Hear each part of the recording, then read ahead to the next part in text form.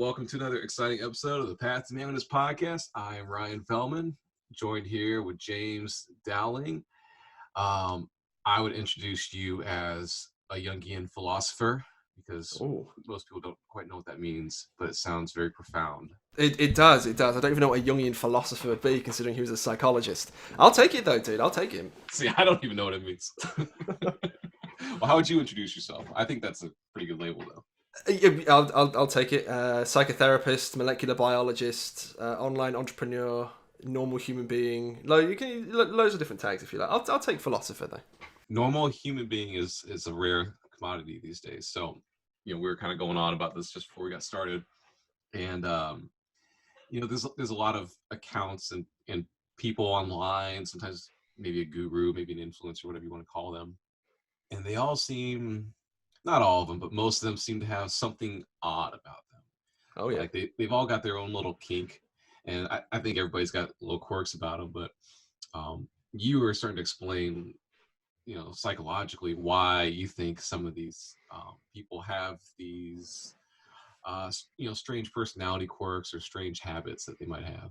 Well, people develop over the course of their lifespan. It's the standard one is like the women have a biological clock, which is definitely true. So we have pre-programmed into us certain things we must do at certain times in our lives, and we get instinctual pressure to go and do that. So you can actually break things down. This is interesting, into like three main stages, if you like, of development. And it goes like Freud, Adler, Jung. And so Freud came first, then Adler, then Jung, but it actually seems to match that in terms of lifespan development. So when you look at a lot of the accounts online, they're all stuck in the Freudian stage, the first stage, because they're all upset. They haven't resolved the sexual problem. They seem to be very much obsessed with their genitalia, obsessed with sexual conquest. How many notches on my belt can I get? And it's like, well, this is the definition of manliness. And it's like, no, it's not. You are obsessed with your genitalia. But then you get some people as well who have moved on to the next stage, which is Adler, and they're just obsessed with power after a while. And that's fine, by the way. Like, some people just individuate at the level of Freud, some at the level of Adler. And then if you take it further to Jung, then you can be yourself. But you can break things down into, people can bring up whatever fiction they want about this is what manliness is, this is how a man should act, this is manly virtue. But really what's speaking is their genome and their psyche at that current time. It has to be. That's what Nietzsche said in the first chapter of Beyond Good and Evil, which is a blistering insight. It's really good. He said all philosophy is just an autobiography. It's just your own psyche coming out. So it's the same thing with gurus on Twitter. They're not necessarily or any platform, they're not necessarily as profound as Nietzsche by any means, but they're just speaking what the most pertinent thing that's influencing them at that current time internally is, in my opinion, anyway. No, I agree with that. In my own personal experience, and I think a lot of other gurus or online people, I wouldn't say I'm a guru, but other online influencers, whatever you want to call them, personalities, they have this moment in their life where it's like the hero's journey, where they reach the bottom, something happened to them. Maybe they lost their job, maybe they went through a divorce. That was kind of my catalyst. And these low points, oddly enough, become this profound, pivotal moment where they rebuild themselves, and then through this rebuilding process, they kind of create this little philosophy that works for them, and then they start sharing it online, trying to help other people that are struggling with these certain issues. So, I know we're kind of not picking on them per se, but maybe speak for yourself. Yeah, maybe we are. But in the same light, they are helping people in a lot of ways. At least trying to. I know I am, and I know you are as well. But one thing I've noticed is sometimes what we want to talk about gets guided by the audience, where I don't necessarily spend a lot of time talking about dating or game or how to meet women, but when I do, it's very clear that my audience is looking for that. So I wonder if it's these people that are stuck in the Freudian stage, or are they playing to their audience that's stuck in the Freudian stage? Yeah, this is a concern, absolutely, because it's a dialectic between creator and the audience. But my concern fundamentally, because I am a therapist, I do have that kind of healing background. That's just my general concern, is what's going to be helpful to the people who are consuming the content. Because also, it's a business as well. at the same time, whereas someone can't sustain it full time. So it's like, okay, how am I going to balance all these different variables? And if someone is propagating their own myth, quote unquote, based on their own neuroses, that you must do this out of virtue, for example, you must sleep with lots of different girls because that makes you a virtuous man, you can believe that, and that might, you know, stabilize yourself and sustain yourself as your own myth. But if you then propagate that onto people who are younger than you, primarily, they've had their own issues in the past, potentially their own father isn't around or wasn't a particularly good dad, because that's one of the problems, all you're going to do is you're going to get a little sheep following you, or a little rat, really, and then you become the Pied Piper. You just go do do do do do do do, and you lead them over the cliff, because they don't improve, they don't get better, they just start copying you, like mimetically. And then do they get out of the trap? Do they get happier? Do they find themselves? Usually, no. And then they break away, look for the next guru, then the next, and the next, and the next. When really what they're trying to do is heal a more fundamental wound, potentially at the level of the father, for example, or something else. It's just an attempt at self-cure by the psyche. That's my concern. But people are, you know, they can do whatever the hell they want, obviously, and they can be very successful, and lots of them have good hearts and good intentions. But if I see someone that's deliberately doing harm, or it's obvious that they're doing harm, then it's like, well, I'm going to speak out about that because, you know, it's also a humanitarian duty of care to other people. Yeah, absolutely. And there definitely is. There's definitely a degree of harm and bad information out there. Not as much as I thought. You know, when I first started getting into this, you know, area of the internet, whatever you want to call it, I thought it was a lot of con men and multi-level marketing schemes, and you know, there's some of that, but those guys don't tend to last as long. You know, you got to be really good at sales to be able to, you know, con people for long, and because you're not going to be getting the social proof, maybe a little bit, but for the most part, people start to figure you out. But you know, by and large, I think people actually are trying to help you. So if they are leading people off the cliff, you know, with a few exceptions, of course, I think it's unintentional. I don't think they're you know, necessarily trying to lead people astray, but it is important to speak out against it. Like I said, it's a humanitarian duty, and you need to, you know, do what you can to try to help people. Yeah, well, I get people who contact me over on my Discord server. I offer some consultations over on my Patreon, for example. And a lot of people who come to me are expecting help with their mental health, because it's obviously the way we frame our content. And a lot of them have the same problem, which is they were led astray by a guru. And if someone is intelligent and has high potential, the general rule is that they misfire stronger than someone who's not. And so if they've been misled by a guru, potentially with a few people now that I've spoken to, and have only been doing this for a few months, to the point of suicide, then it's like, you know, and generally you don't see that in the Twitter comments and everything else, because most people are lurking.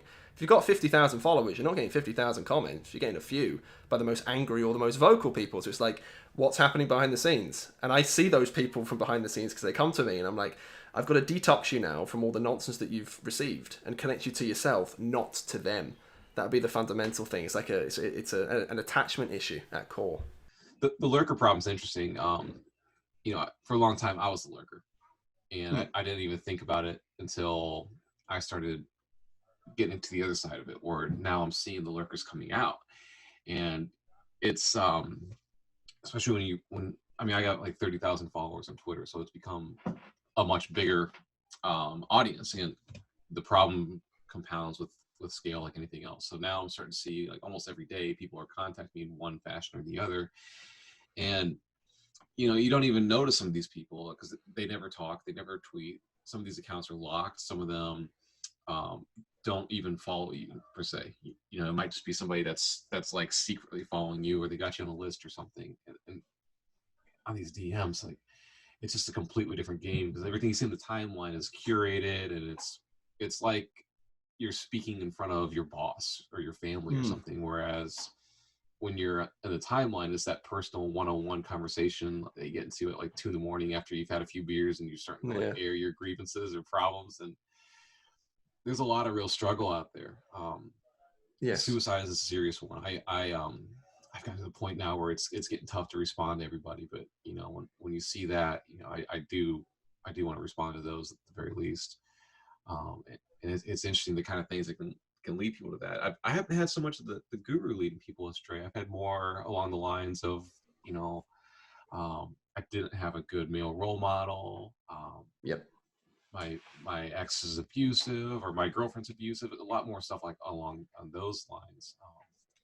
but there's a Yeah. lot of people out there struggling and hurting, and they're putting on a happy face, you know. Yeah, and it reframes the whole timeline environment, and it stops being, from the consumer, or from the creator perspective. Even you start to see it sometimes in the form of a business, which is completely legitimate because it is in many ways. Because if you want this to be a career, then you need to frame things in terms of, well, I have to sustain it as a career, obviously. But it's not a social media feed at the end of the day. It's not just people tweeting things harmlessly. It's an interaction of a human arena. It really, really is. Perhaps more common, especially under these lockdown times, than real life. So if you can look beneath the surface, it's like that's all you're really going to see. Is lots of us, or most of us, do have our own baggage and our own injuries, and for whatever reason, something can, I hate the word, but quote unquote, trigger things to come out of you. And I don't mean it in a trigger warning way. I mean there's a stimulus that, and you've got yourself up to this particular point in time, and bang, it just gets too much. That's why I had to leave Twitter last January or so. I stepped away for a really, really long time because it was making me ill, like psychologically ill. And it's the same thing that happens when I was reading some of Nietzsche, actually, like Thus Spoke Zarathustra. Some people go, "That's a great masterwork," for example. I'm like, it makes me ill. Like reading it, I can like feel it. Yeah, it's like a sickness that goes in from the mind into the body. And it was the same thing on Twitter. I would just get infected. Like if I could sneeze on you and give you COVID, right? But by exposing yourself to all these things, you can get like psychological infections. And it's like, it's good to detox every once in a while and get yourself out of it. But I guess you don't see it till you see the DMs come in of like, I'm in pain, help. And then it's like, oh dear. And then how many people like that are there? Well, I can understand how Twitter could be, a toxic environment that can make you ill. I think that goes without explanation. But Thus Spoke Zarathustra surprises me. I read through that book. I think I was on a plane. I got through it pretty quickly, but I read through that whole book in a couple of days, and I just found it profound and fascinating. What about the book made you ill? He's saying things human beings aren't ready for. It's something like that. Because what he's trying to, well, in his own words, he's trying to philosophize with a hammer and tear everything down. And Thus Spoke Zarathustra in many ways is a parody of the Gospels, obviously, because he goes down from the mountains, he's got his own disciples, he goes preaching, he's got the different sermons in the book. Just something about it was like, I can't detect this coming from a healthy person. And obviously Nietzsche did go mad and he did die, and there's arguments as to why. Was it biological? Was it psychological? I tend to side on the psychological one, but controlling for that. Either he was a visionary genius or he was unwell. And that's a real distinction to make, because if he's unwell, you're reading the ramblings of someone who is unwell. And I don't mean stupid, I don't mean mentally disabled, I mean something had him. Yeah, I think there's a fine line between that, visionary genius and madman. You see that a lot of times. I think of what's his name, the Unabomber. I'm trying to blank on his name, but he obviously is a madman, and killing people is wrong in a lot of ways. But then you read through some of his books, especially years later, and there's moments that are profound. It's like, obviously this was an intelligent mind, but he was just mad. Yeah. There's not like just because you're smart doesn't mean you're good. There's no correlation between the two. Yeah. Yeah, that's fascinating. Well, there'll be something within the psyche of people like that who are driven to do not nice things that is causing them to have that dominant attitude. Because like you can read, especially if you're a more intellectual type or a more thinking type, you can read, certain works which are very popular over history that say you should do certain things, and it's like, okay, why would that be the dominant attitude? So I'm bypassing the question, is it right or wrong, and going down deeper. It's like, why has that got precedence over the other things? Something else has caused that to take place. And that's where the investigation has to be had. Because if you just remain in one frame of like being an intellectual, then intellectuals can very easily get themselves into all kinds of horrible intellectual traps, because they're not using their other functions, their sensation, their feeling functions, their relating function to other people, which would be the anima in Jungian psychology. It becomes a small little bandwidth through which you process information. And then again, that becomes a dangerous thing as well, especially if you are, a young thinking type male, for example, which is where some of this stuff can come from. Well, there's a lot of, young thinking type males that have gotten frustrated with, certain things in life, especially lately. And it's easy to do. It's real easy to fall into that trap of, I wrote an article called How to Go from a Doomer to a Bloomer. Yeah.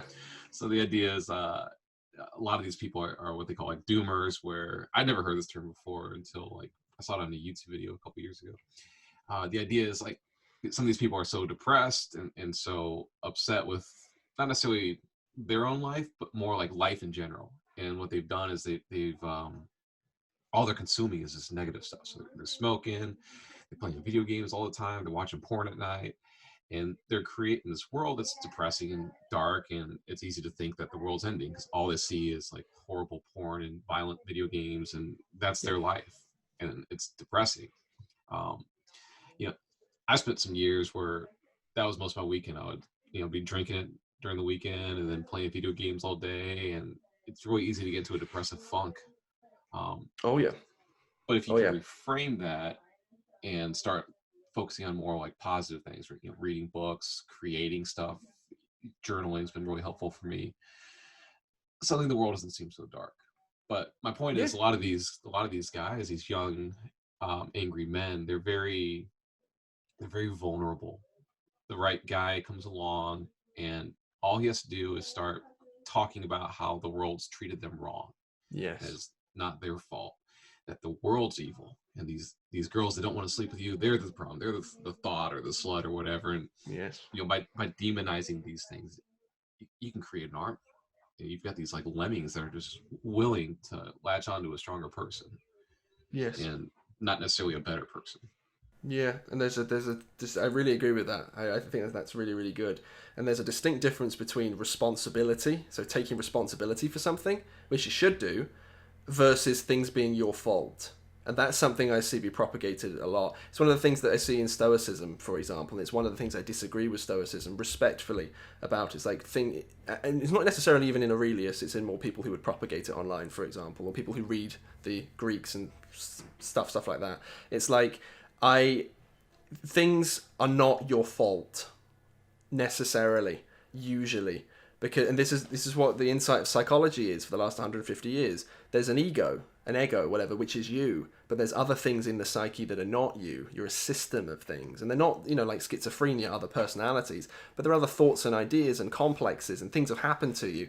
So to say that, like, well, I did something bad, therefore it's my fault, it's just not functional. But to say it's your responsibility to make a better future, that's very empowering. I don't like that word either, but it is empowering. It gives you control back. Because if you're there sitting there as a doomer and it's a bandwidth issue at the end of the day, you're just exposing yourself to negative things. It's like you can take back control.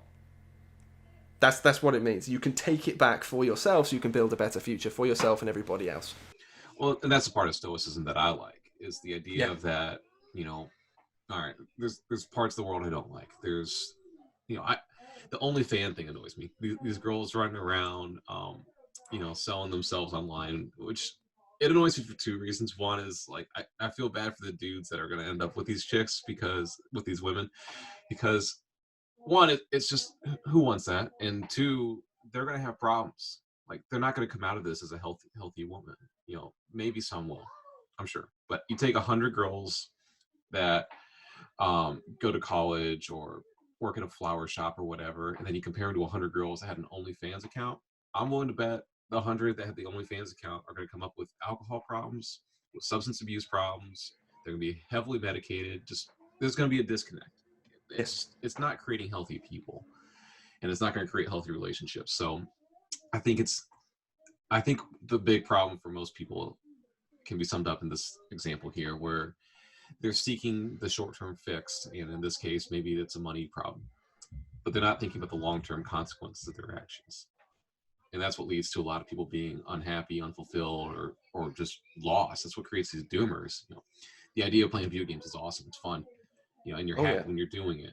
But if you do it every weekend and you look back over the last 3 months and you realize you haven't really done anything with your life, and you've been getting more out of shape and you're getting pasty, it starts to eat at you.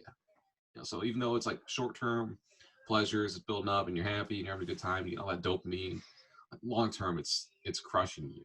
And all video games really seem to be is like it's a substitute for real life. I know it's like a meme that's thrown around, but it really is.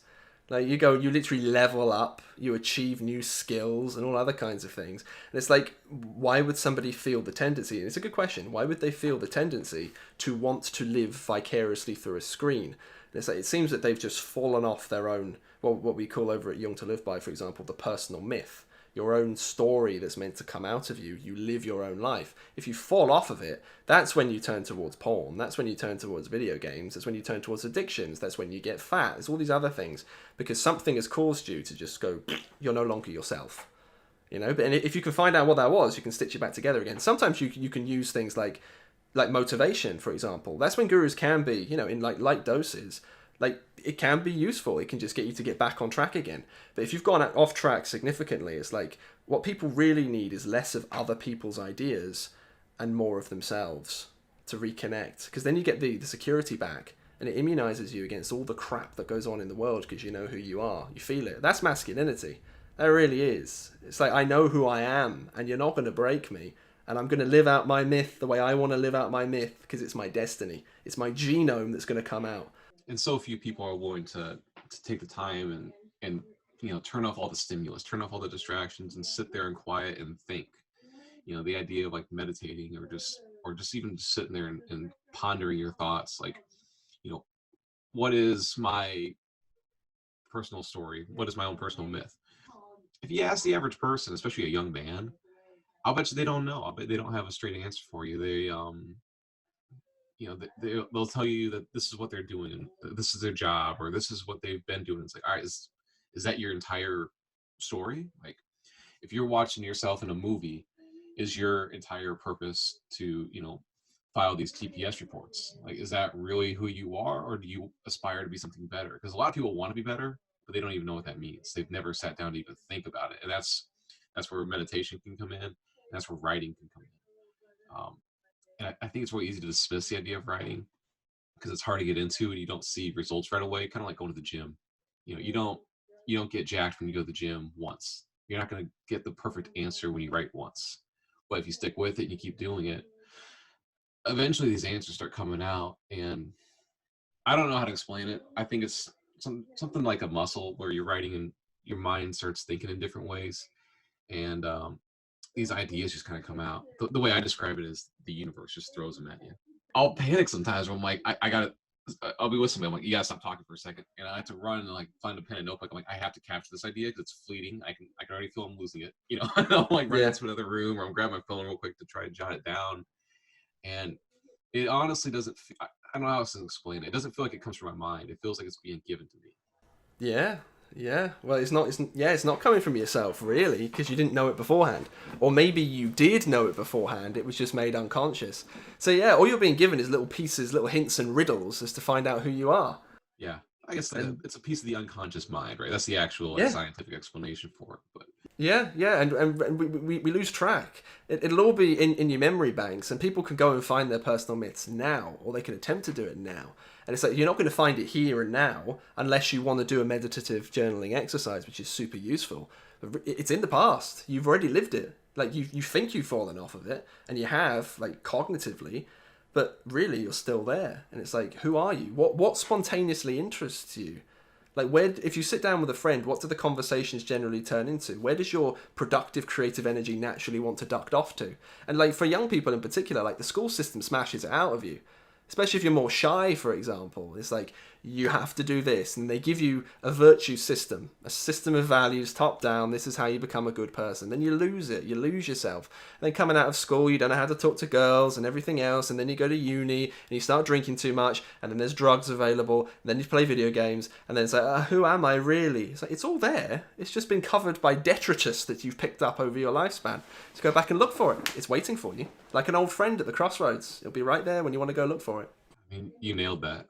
It's one of the interesting things that's happening right now with this quarantine and a lot of the stuff shut down is and some people are still busy, but by and large, people have more time right now and they have less distractions. You can't go to the movie theater, you can't go to the bars in most places. You can stay at home and drink, but I think a lot of people are finding themselves stuck alone with their thoughts or alone with their girlfriend or boyfriend, and they're finding out that maybe they don't have as much in common. But all these like crises that have always existed in the back of their mind are starting to appear, and people are being forced to deal with them now. And it's healthy, but it's also tough. And if you're used to constant distractions, constantly watching sports, constantly running from soccer practice here and there, you don't have time to sit down and think, it's a really jarring experience to have to, confront some of these truths and realize it. But, it's always been there. And whether you deal with it or not, it's still there. Yeah, yeah, and the whatever caused you to fall off your myth in the first place and get you into this dodgy place won't want you to get back on track either. So it's almost like it forms its own complex, if you like. And when you can give people tools and you can help people, but oftentimes there's resistance there, especially if it's a good enough tool. I've noticed it in several projects I've worked on online, not necessarily myself. It's like with other people.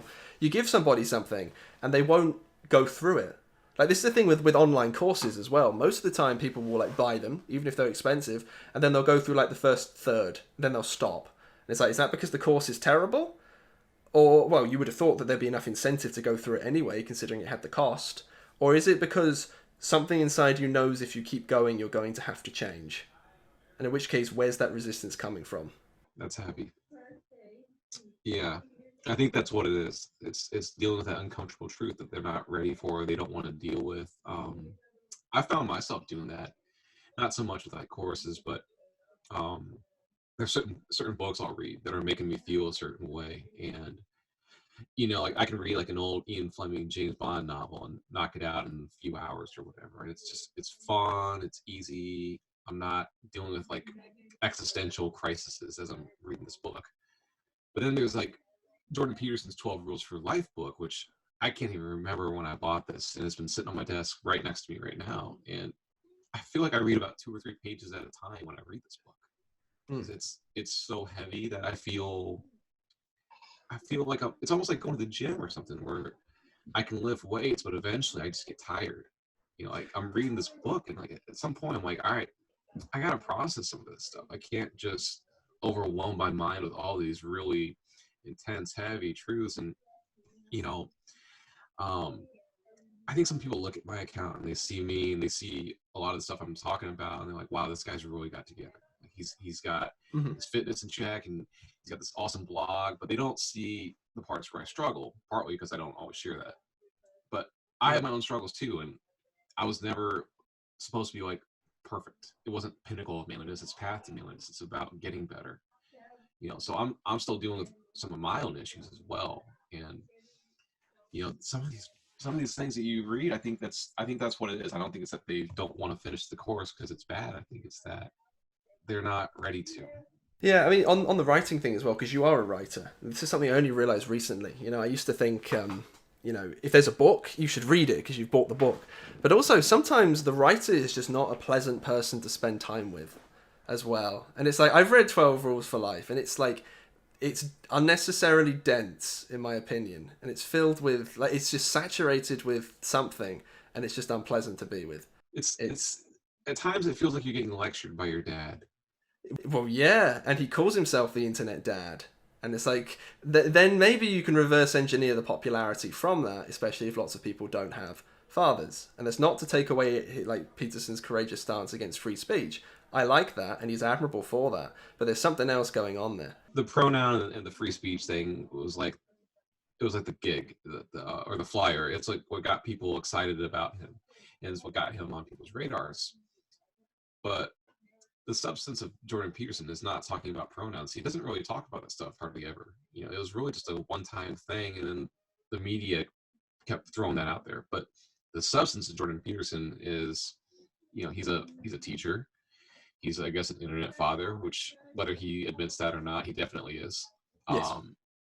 And he's a self-improvement guru, or whatever you want to call him.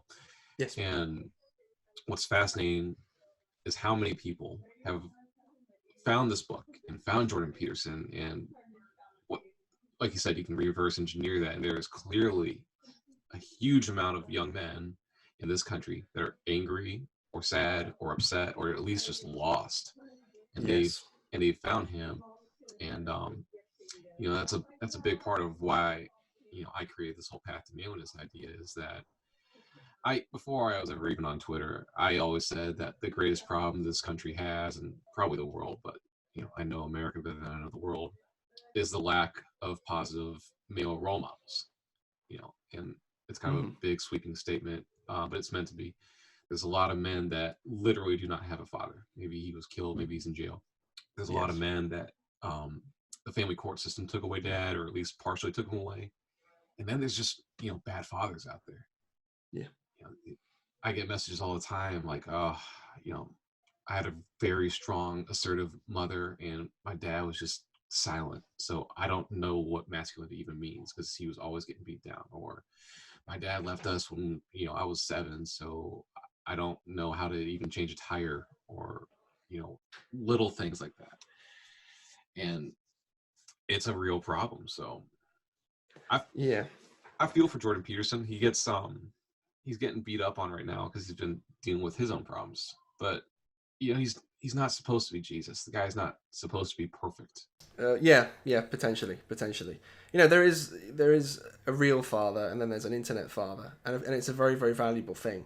It really is. But I think I tweeted this yesterday. I think when we're recording this, about Edward III and the Black Prince.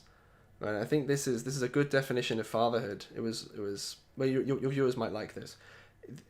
The Black Prince during the 100 Years' War in England, so in the 1360s, somewhere like that. He was on a battlefield and he was losing the battle, and so he sent word back to his father, or someone did, the king, Edward III, saying, "I'm dying, I'm in trouble, please help me." And the king did not send help. The king did not go in and swoop and save his son and look after him and pet him on the head. He said, "Let the boy win his spurs," which in medieval times meant prove yourself. Even though the Black Prince was one of the most powerful men in England, he had everything by birthright. He was a knight. His father, the king, said, "Win your spurs, prove yourself." And the word went back, and the Black Prince was defended by his friends. He got up and he won the battle. And then the king came to the battlefield afterwards and was like, "Good job. Come alongside me. Alongside me." And this is something that one of the issues with having father figures online is you don't get that final disconnect, that final confirmation. And it's not a broad brush statement. It's like gurus tend to be father figures fundamentally. And if you don't have that, if it remains purely in a business sense of this is what you need, course, book, then there's no disconnect because you're not confirmed by yourself. You're confirmed by your interaction with said father figure. And this is a thing with Peterson. I'm generally quiet about critiquing him publicly for a variety of different reasons, some of which are time sensitive, of course. But he knew this. If he understands Jungian psychology, he should have understood the transference, which is the father transference onto himself. And if he would have spoken openly about that, I have strong suspicions that would have helped a lot of people, especially after he's gone now. And he'll come back eventually, but he, obsessed with the shadows of Russia, and he's almost dying in Russia. It's almost got this weird, ironic poetry to it. But if he would have said, like, "I'm not your dad. Everything that you saw in me is latent in yourself. You can confirm yourself as a man. I've helped you on that journey, but now it's time for you to move on by yourself and have your own families and stand strong. Stop watching my content." That would have helped a lot of people. I really, really think so. I completely agree with that. It's another common trap where, you'll obsess with the self-development stuff, and you'll keep studying, you keep learning. I take a real issue with people that spend too much time in school, and I know in some ways I think it's a good thing. If you want to become a doctor or whatever, school is important. But I think there's a good percentage of people that are spending so much time in school because they're afraid to take that next step. They understand how school works. They understand how to get good grades, and they know that eventually it's going to pay off. But in the back of their mind, they're terrified of the real world. It's normal. I feel the same way. I've had moments in my life where, I had my routine and then I changed it drastically. Maybe I started a new job. Maybe I graduated college. Different moments like that. And it's frightening because you're going into the unknown, and in the back of your mind, there's always that little voice going, "What if I'm not good enough? Like, what if I can't do this?" And sometimes that voice is right. And growing up, I don't say this too often, but growing up, I was a very good student. At least through high school, I had straight A's, which was great, but it didn't teach me how to fail. And it wasn't until I was in college that I started understanding the concept of getting better through failure. I think it's maybe Scott Adams calls it failing forward. But you come to these moments where life's too much. You bite off more than you can chew, and you don't know how to get through these moments. And sometimes there is no good way. Sometimes you just have to, pack it in, retreat, and then come back with whatever lessons you learned from it. But I've come to realize, looking back on these moments, that felt like I failed, felt like I screwed up. They become these really pivotal moments in your life where it's like you kept going in a certain direction, but it wasn't the right direction. And that was when that failure was that little critical feedback that you needed to hear to tell you that, hey, stop doing this. This isn't going to work for you. Try something else. And it makes you a better person. It makes you stronger. And you learn all these lessons from your failures. Like the Black Prince. If his dad would have helped him out, what happens in the next party, the next battle? Exactly. Then he remains a son. It's like, what's the difference between a boy and a man? And it's something like a boy has a father, a man doesn't. He might have a biological father, but he doesn't have a daddy, because then if you have a little son that looks up at you, if you're a father, it's like, are they seeing you, or are they seeing you in the shadow of your father? It becomes this weird cycle. So to do that final break is a heartbreaking thing, and it's a really terrifying thing to have happen. It's like you're now on your own. But that also means in many ways you've got to parent yourself, because if you're saying that you're failing forward and all these things, absolutely. If you have the dignity in a way to forgive yourself for said failures, and if you carry them forward as a constant beating yourself up, it's not a virtue to do something like that. Even the Stoics knew something about this. It's like, don't carry that forward. Like, just forgive yourself, accept your failures, and then you can keep growing. Because ultimately, I hate the phrase because it's so misused, but it does, at the end of the day, come down to self-acceptance. It really, really does. That's huge. A lot of people are holding themselves back by not forgiving themselves over past mistakes, grievances, whatever. It's important to learn from these failures, but like you said, don't carry them with you. I don't like the certain terms I don't want to use. Like I almost never say that I'm divorced, because it's like defining you. It's weird. Yeah. Or a divorcee. That one's really strange to me. Also, it's just a weird word. But it's an important lesson, and I share it with people on occasion. And I'll say I went through a divorce. I went through it. It's not who I am, and I've moved past it. Some people, they get so fixated on these moments in their life that they let it define them. It's like, it's not. It was just an experience. It's just something that happened to me. I play basketball too, but I can't remember the last time I shot a free throw, so I'm not a basketball player.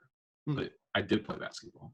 It doesn't define me. If I was doing it every single day, then yeah, that would make me a basketball player. But I'm too short. I'm not really that quick.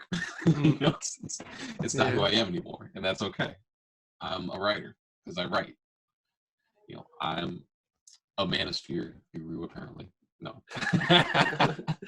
I certainly wouldn't class you as a guru. We were saying beforehand, there's a genuine groundedness and good heart to your content, where I don't want to. This almost might come across as being like degrading, but it passes the bullshit detector. Where most of the time it doesn't. It's like you're a genuine person who genuinely wants to help people, and you've done it consistently for as long as I've been on the internet, which has been the last 2 years. And it's like that can only come from somebody who's confident. And a lot of this stuff would have come from your own, traumas and mistakes, and however you want to frame them most productively. It's like you've found yourself. And if you can say definitively as well, I'm a writer, it's like, that's such a powerful thing to say, that I know who I am, at least as much as I can right now. And when you say like lots of young men are lost, it's like you ask them, who are you? And they'll respond with their name. And it's like, no, who are you? Because a name was given to you by culture. Who are you? What's your life? What's your calling? Like, I don't know. That's where you find happiness. That's it. And it's important to remind people that I was that guy. And that's why I started this. I was lost, and I recognized that there wasn't a lot of good answers out there. And if you're trying to figure out who you are, and you see something about the world that you don't like, and you have the ability to either learn how to change it or to change it yourself, like, that's probably your calling right there. So, yes, I looked into different typical ways to better myself. How do I dress better? how do I get stronger? How do I eat better? All these little things. And, you know, some of these answers are good. I found ways to dress better, which I definitely needed at the time. I found ways to exercise more, but it sounds weird, but I didn't find a lot of answers for like how to live.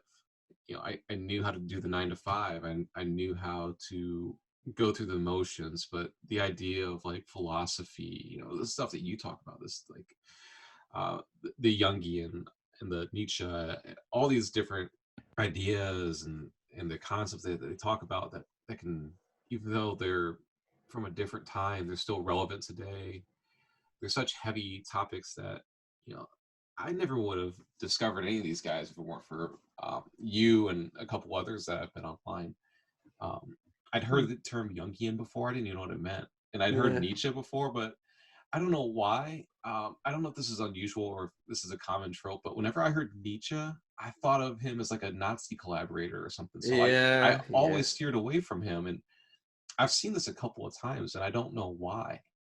He was German, but, you know, like, I'm an American, but you're not gonna say that you know, bombing terrorists and stuff. Like, I happen to live there. Yeah, I mean, it's clear. Nietzsche wrote specifically of the anti-Semites.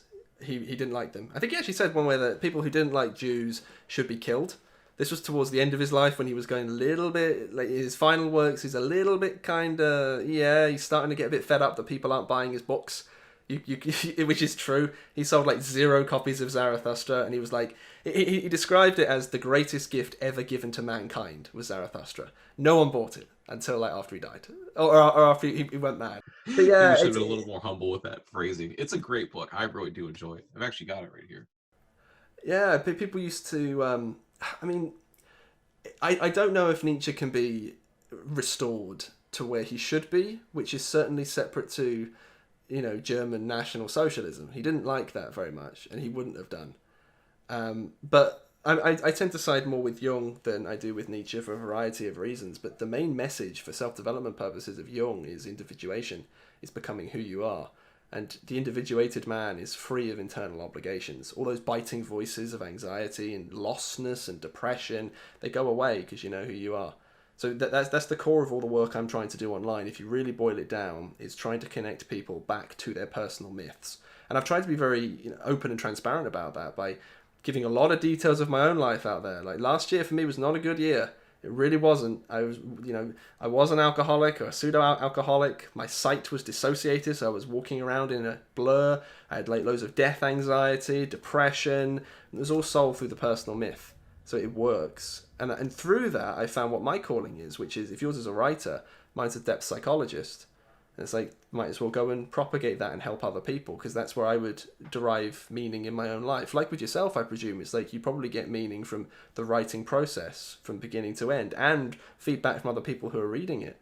Which also means you've got an excuse to say you don't like 12 Rules for Life, because you're like, I'm a better writer than that. Which is quite possible. Like, Peterson is a way better speaker than he is writer, guaranteed. He is. I'll say he's a better speaker than he is a writer. I won't say I'm a better writer than him. I will say my books are easier to read than his. I can say that. Well, and that might be more functional, because that may reach more people. You reach the ordinary person. Well, that was one of the big things with Reclaim Your Manhood, the first book that I really wrote. It's funny. I wrote a different book first, and I didn't like it, and it wasn't very good. I wrote like 35,000 words or something, and I was getting closer to finishing it, and I'm like, it's not good. I'm not putting it out there. And I've repurposed some of it as blogs or emails or whatever, but I just scrapped it. And I didn't know this at the time, but I've heard many writers say the best way to write a book is to write a book and then throw it away and then write another one. So I kind of stumbled onto that by accident, just because of my own ineptitude.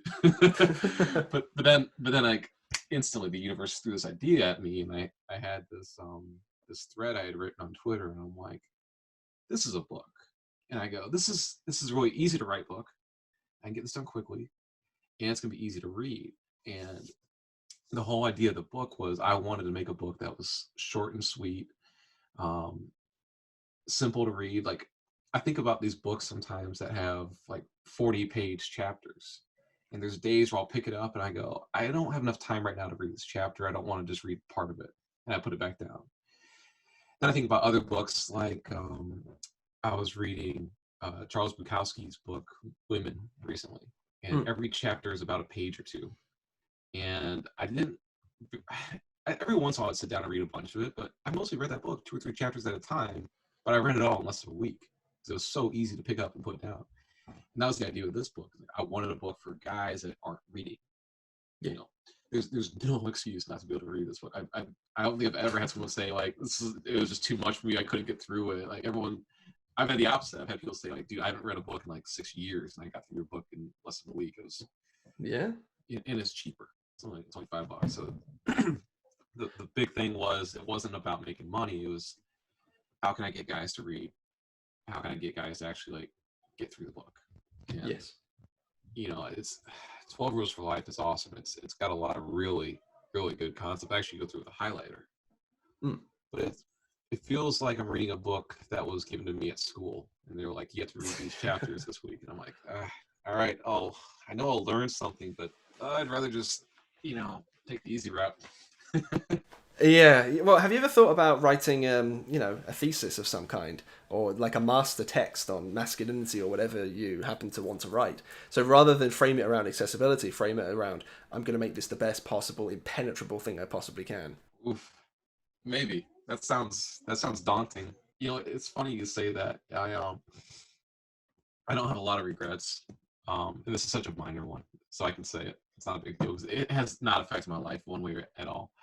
But one of my like little nagging regrets that I have a hard time with my life was back when I was in college. I was getting ready to graduate, and I was graduating with a bachelor's in economics, and I had one semester left, and I went down to go see my academic advisor, and I just wanted to make sure I didn't screw anything up because I have a bad attention to detail at this age, especially.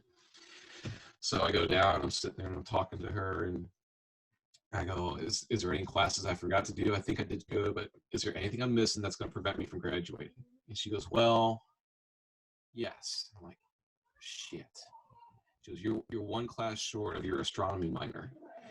And I kind of like did a double take. I'm like, I'm sorry, what'd you say? She goes, well, you're a class short of your astronomy minor. I'm like, I don't have an astronomy minor. I'm an economics major. She goes, yeah, but you've taken a bunch of these astronomy classes, and all you got to do is take this one class here, and you'll have your astronomy minor. And I'm like, hang on, is there any purpose to have an economics major with an astronomy minor? Like, what would I do with that? She goes, I don't even know anyone that's ever done this before, but I mean, it's only one more class. And I'm like, all right, what's the class? And it's like astronomy 4 or something. I'm like, all right, I don't want a 4 class that's going to, you know, make my class look hard in my last semester of college when I'm probably just going to be drunk the whole time, which I was. And I thought about it, and I'm like, is this a hard class? It sounds like a hard class. She goes, no, but you will have to write a thesis paper. And it was like, I don't know, like a 5 or 10 page paper I would have had to write about astronomy, which I liked. I really did enjoy it. That's why I took so many classes. And I didn't do it.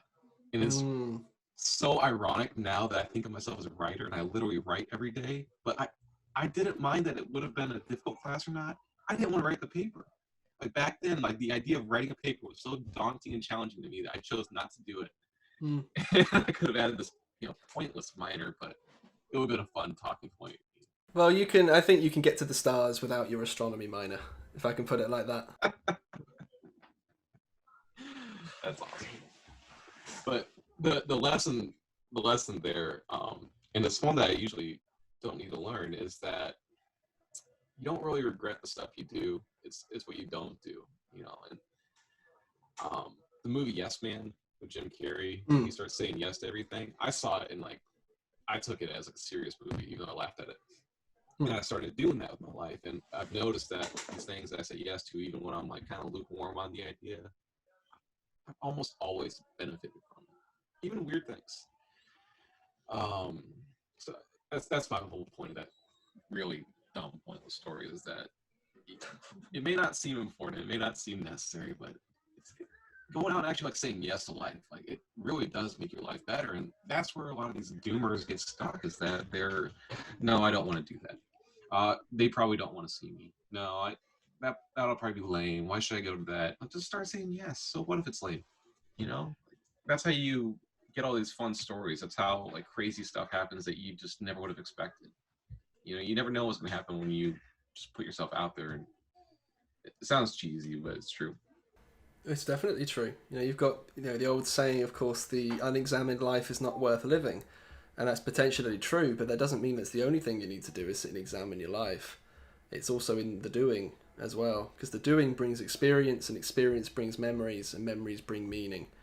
I didn't know exactly what we were going to talk about, but the one theme that this whole thing has been about so far is that you can sit and read these books, you can sit and take these courses forever, but ultimately when you actually like do something, that's when you start to learn. You know, I spent 4 years in college, but I think I learned more 3 months on the job than I did in 4 years at school. Mm. And I found that's true, you know, everywhere. You know, you want to start a blog, you want to start website design, you can read about it forever, but really you're not going to learn until you start actually doing it. You want to you want to become a basketball player, you're just going to read about basketball, or you're going to go out there and start, you know, shooting some hoops. Yep. You know, Yeah. How did you get into this whole psychology thing, reading about Nietzsche and Adler and Jung? I mean, I'd never heard some of these names until the last couple of years.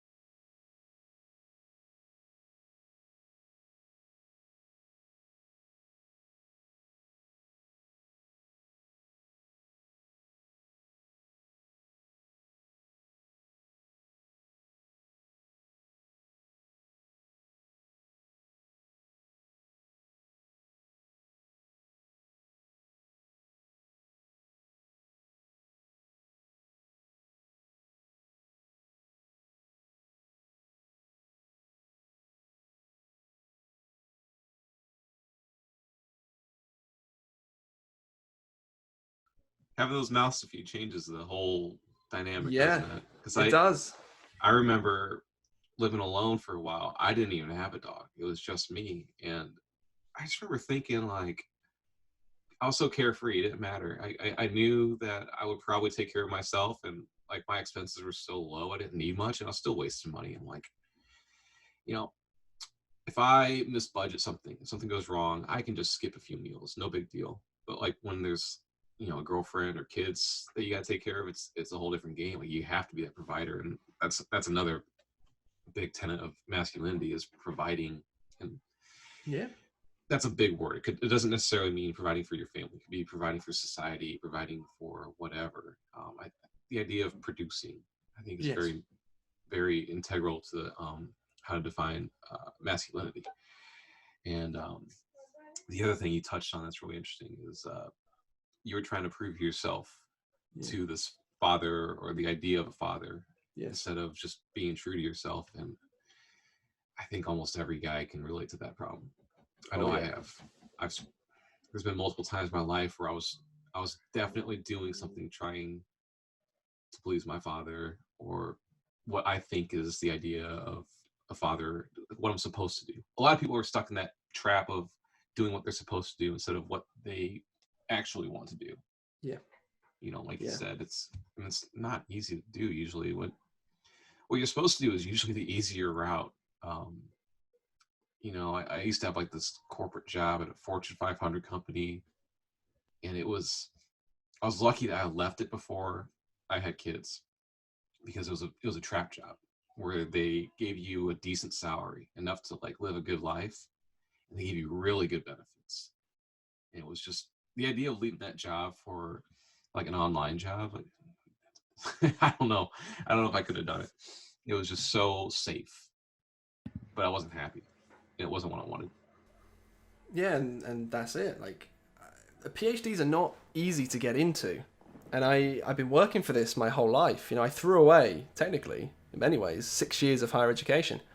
Because I realised I really didn't want it. But there were glimmers of it. This is the thing. Even when I was on my master's degree in Canterbury, I thought I was just having, a dark night of the soul or something, because I would stop turning up to the labs. I was like, this isn't like me. I work hard, but I just wouldn't go. And that's really something to look at. It's like, I couldn't force myself to do it. There was something, as if you say, like, the universe gives you things for your writing, as if the universe was going, stop, don't go there.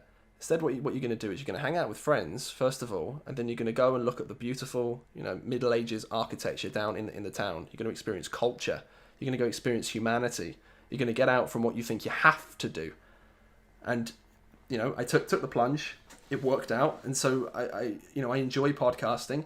I enjoy being a therapist. I enjoy studying this new type of material. I enjoy helping people, rather than standing in a lab and doing the same experiment over and over and over again, which some people really like to do. But for myself, it's like, it's not me. Was that your triggering moment, that like not wanting to be there that day and then go and walk around town? Well, I had ideas about it, but at that point in time, what I decided to do after those moments was to do both. And so that's when my workload massively ramped up. I was on my master's degree, which wasn't paying me anything. So I had another job, which was working online for a little company. And then I decided I was going to also build my own career separately in psychology, but never really use it. But I had to take the plunge and go, got to cut it off.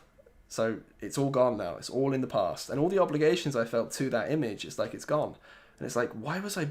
Because when you're in that state as well, and so many guys will be, it's not just I'm proving myself, because you can take that statement and it's like, oh, well, of course I'm proving myself or whatever. It's like moment to moment, minute to minute, you're beating yourself up.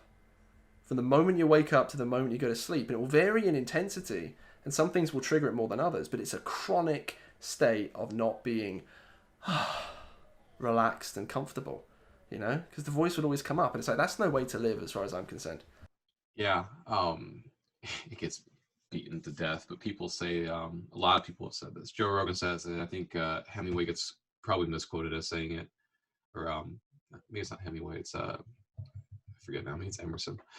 But most people live lives of quiet desperation, and it's this trap that they are living a life that they are supposed to live instead of a life that they are meant to live, or they want to live. And Yeah. It's hard. I've seen people do it too. I've seen people do it late in life. My best friends from like high school, his dad was working some job as a lawyer or something, and it was boring to him, and he hated it, and he didn't really feel good about it. And then he just quit his job one day, and he didn't have a job lined up. And I couldn't grasp this. I'm like, how do you do this? And I remember sitting down and asking him one time. I was pretty young, probably like 15. But I knew him really well, and I just sat down and I said, did you know that you didn't have a job lined up? And he's like, yeah. I'm like, do you know what you're going to do? Like, aren't you worried that you're not going to have enough money and be able to support your family? And he kind of laughed. He goes, I've got enough to get me by for a while. Don't worry. And more importantly, I know what I'm worth. And that kind of stuck with me. Like, he immediately knew that he was hireable, and that was a neat concept to me. And I equate dating with jobs and stuff a lot. And it kind of helped me figure out how to do the interview process. And the moment when I was graduating college, I was going on a shitload of fucking interviews. I went on 17 interviews my senior year because it was 2010 and the economic forecast was just shit. And it was kind of like now, but not quite as bad.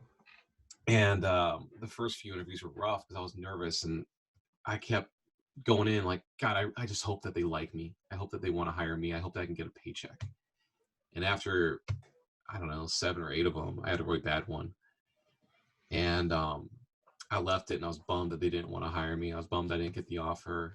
Then I started thinking, like, you know what? Fuck those guys. I don't want to work there anyway. And I didn't want to work there, but I wanted them to hire me. And I wanted the job. And then that changed my outlook on everything. Instead of it being, I hope they hire me, it became, I wonder if this would be a good job. I wonder if I'll like it.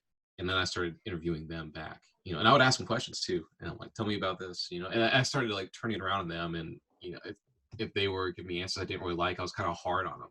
You know, this is some dumb 22-year-old kid that doesn't have a job yet.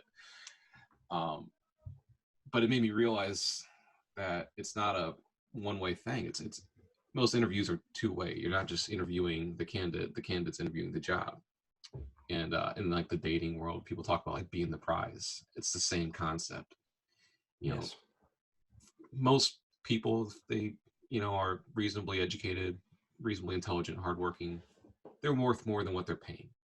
So the employer is getting a pretty good deal if they hire you. And people forget that. They don't think about it in the other way. They're always thinking in their own shoes. They don't think about the other person's perspective. Yeah, and if people had that courage to accept themselves, you know, it's the same thing. I like this. I heard this from libertarian circles from the States.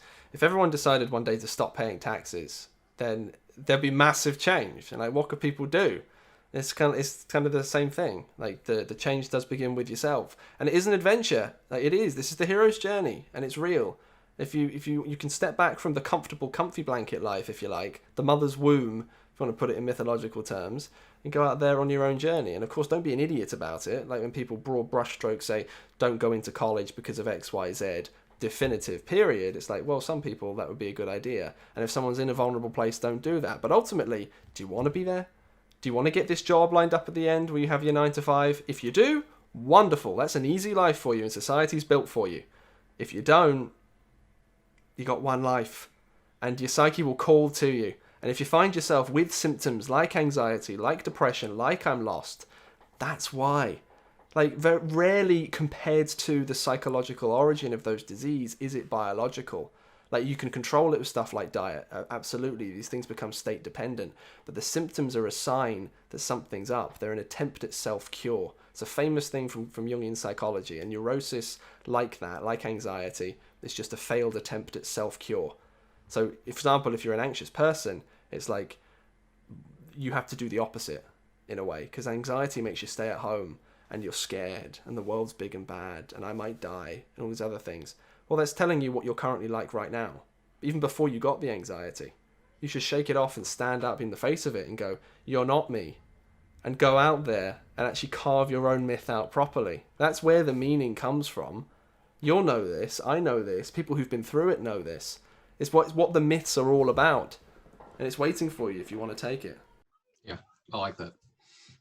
It's hard taking that first step sometimes, you know, to get people to come out of their shells. Talk about anxiety. Now with the shutdown and everyone staying at home all the time during this coronavirus thing, there's going to be people that are going to have a hard time leaving their house when this is over. They're going to be afraid to touch things. You know, I always somewhat did this, but I'm finding myself like not palming a door. Like I'm not really grabbing it.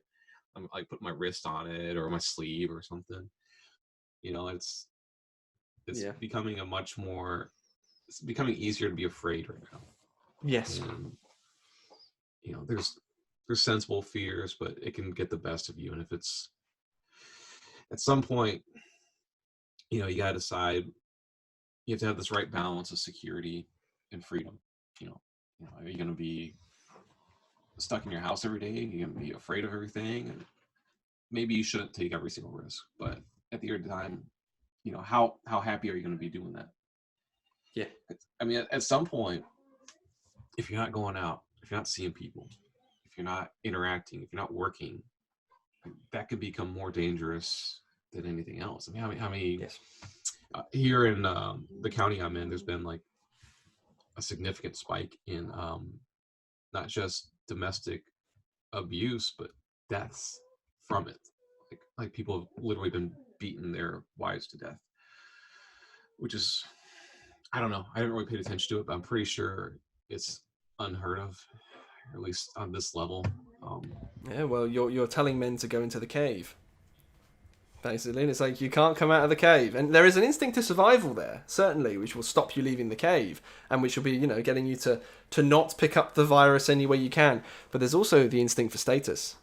There's also the instinct for like reproductive status, and there's the instinct fundamentally to be yourself and to let your creative life force come out of you. And if that's capped, it's an issue of like reservoir of libido or psychic energy, if you want. It will come out. And if you're going to keep people in the cave, these things will happen. People will misfire. I mean, if you're like a 6-year-old man, you've made a couple $1 million, maybe. You got your life kind of set. You already had kids. The cave's okay. It's like, you know what? I already went out there and conquered the lands. Yeah. I don't feel so bad. But then there's people that are like, whoa. Hey, you just gave me the sword and shield. I want to go swing this stuff. Like, I've been in college 4 years. I've been learning how to do this. Like, can I go out there and start, earning my own keep now? It's making me appreciate a lot of things that I just kind of accepted as, par for the course. The idea of, talking to people, going out to a restaurant, working, even just driving and all this stupid stuff that like, we're just whatever, a typical day. Like now it's like, it's nice. I like going for a walk. I like getting outside. I like being able to sit down and have someone bring me food. Like simple little things that just... Yeah. As soon as this is over, I'm going to go straight to the pub because I've not been to the pub in over a month. Straight there, just say, can I have 3 pints, please? Line them up. I'm going to go sit it outside. Might even get a cigarette. I don't smoke cigarettes anymore, but I might get one anyway, just for the freedom. And just relax and be like, this is what life is all about. Something about that, isn't there? They talk about this in one of the episodes of Mad Men, where they say that men have a death wish, and it's like not a marketable idea, but it's true. And there's something about saying, I understand that a cigarette can kill me. I understand that beer is bad for me, but fuck the consequences. Like, this is me being a man, me saying, no, you move, and I was nervous when things were going to start opening up that people would be too scared to go out, and I'm not seeing it. I'm seeing some places are scared to open. Because where I'm at in Tennessee, the restaurants are open, and I thought they would just open. I didn't realize that they would choose to stay closed. And I would say about 20% of our restaurants have opened. But there's a lot of fear, there's a lot of unknowns. They're probably not understanding how the new rules even work. But I'm not seeing it from the people. People are going out. They're eating. They're a little cautious. Like I was sitting down at the bar eating last night, and this couple came and they walked up to us. They go, "Is it okay if we sit at this chair, one chair away from you?" I'm like, yes. And we kind of laughed. You're like, "No, go away from me." Yeah. But we did the same thing to this girl that was sitting there. I'm like, is it okay if I sit here? I don't know the rules anymore. And she's like, yeah, it's fine. And she kind of laughs, and it's amazing how resilient people are. One thing I noticed after 9/11 too.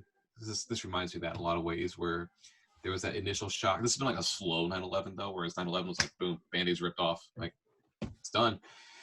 This is taking longer, but there's like that initial shock where you're just like, oh my God, how are we gonna get up tomorrow? And then the sun comes up and you realize that we're just these little specks of dust, and it's not that big of a deal. And then you think, well, everything's changed. People are going to be so afraid. They're not going to do this. They're not going to do that. And then some time goes by, and time heals all wounds. Eventually things go back to normal. There's going to be some long-term fallout from this, but people are so resilient. They go back to living their lives. They want to. And I think they appreciate it more.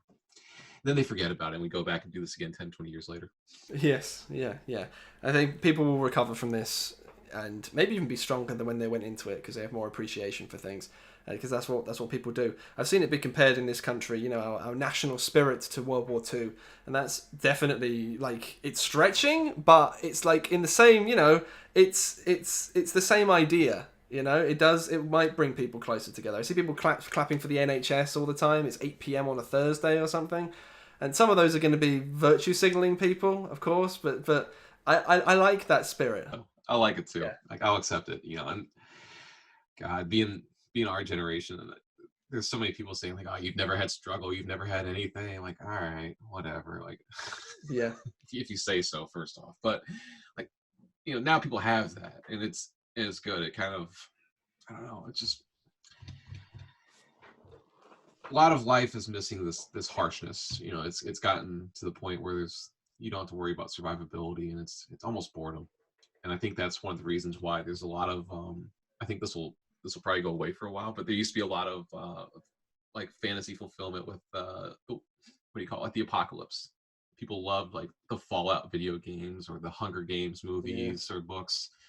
There's like this infatuation with the idea of having life meaning something, because it's been missing from life, and now we've gone the other way around, where like life has more meaning. It seems more serious. Like even going to the grocery store can be scary for some people, because there are people that are actually like vulnerable to this. So I think the opposite's going to happen now with like the media. It's going to be no more disaster porn, no more apocalypse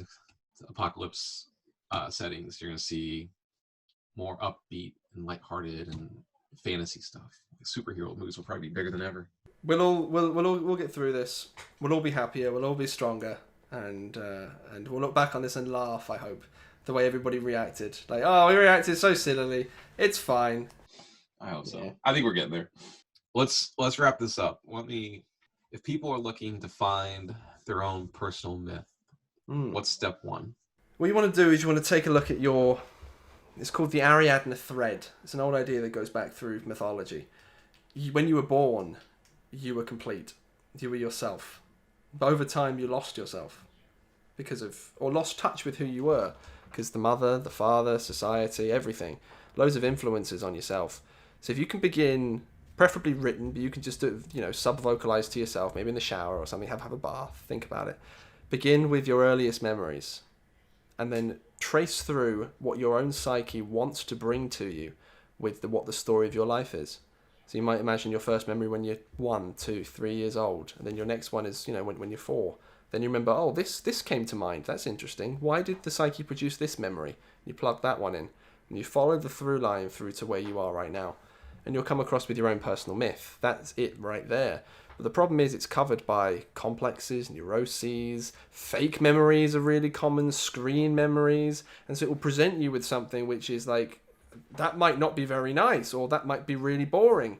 But if you go in and try and clear off some of the clear nonsense, the stuff which, and we're releasing a guide on this very, very soon, and a series of videos on the Jung To Live By YouTube channel, but you can know intuitively how to do this if you focus. To take away the nonsense, then slowly you will start to emerge, and you'll start to see bits of yourself that you can't let go of without losing you. And those are the bits you hold on to. Once you find it, you really find that true through line, then you can reconnect it to where you are right now. You can resolve what's called the personal equation, which is who am I, fundamentally, your own identity, and then you know where you're going. Because if you know where you've come from, you know where you're going to go. Human beings have a telos built into us. It's a Greek word meaning purpose, an endpoint, a destiny. And this is true because we have a genome. Like, we have a unique set of DNA, and it will express itself in whatever way it wants to express itself. So for yourself, it would be a writer, or for myself, presumably anyway, it's a depth psychologist. For someone else, it could be a singer. Someone else, it could be, you know, anything. And if you find out what that is, then you can be connected to quite literally your own destiny, because you can align yourself with who you really are. You know where you're going to end up. But it's not going to be an easy process. It's not going to be a glamorous process. You're going to find all your mistakes, all your misfirings, all your maladaptations. If you can sift through it, you find yourself, and then you're comfortable and you're secure. That's powerful. I like it. Thank you. Well, James, you know, you were the first podcast I was ever on. The Invicticast back in the day. Back in the day. It's been like close to 2 years probably. But no, it's been fun, man. So we go back a ways. Yeah, I've enjoyed it. Always a pleasure to talk to you. Yeah, likewise. It's been awesome. We can definitely talk some more on this another time. Like we can go a lot deeper on a lot of these concepts. Yeah. But yeah, why don't you tell people where they can find you?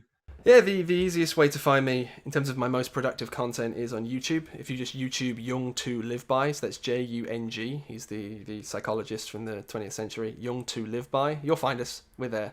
I have a channel URL, but it doesn't always come up. It would be youtube.com/James P. Dowling. Or you can find me on Twitter at Jung To Live By as well. And indeed on Instagram at Jung To Live By. But YouTube is where we're putting out currently daily content. So if you've liked some of the ideas that I've talked about, maybe you can hop in and join the little community that we've got over there. It'd be an honor to have you along for the ride. And as I become myself, you become yourself. We're all happier, healthier, better adapted for it. Awesome. Well, thanks, James. That was a lot of fun. It's been another exciting episode of the Path to Manliness podcast. I'm Ryan Feldman, signing off.